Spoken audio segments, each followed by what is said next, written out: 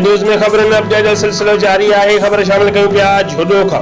ज़िले बदीन के शहर गोलाचीअ जे ॻोठ अली गुलाम चांद के रहवासी मोहम्मद अकरम माशी पंहिंजे मासूम न्याणियुनि 10 साल शमीना ऐं 8 साल बेनज़ीर, 6 साल सुरिया, 4 साल रोज़ीना सां गॾिजी मीडिया सेंटर झुडियो अॻियां एहतिजाजी मुज़ाहिरो कंदे चयो त ठटे जे रहवासी संदसि माइट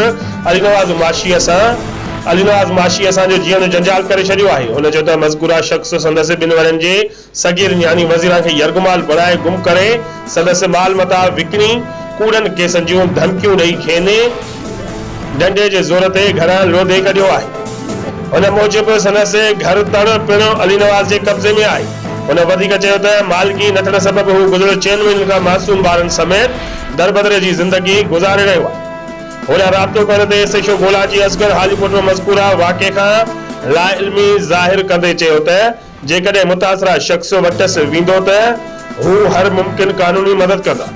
रिपोर्ट करे अब्दुल गफूर, कोलाची, बे न्यूज़ झुडियो।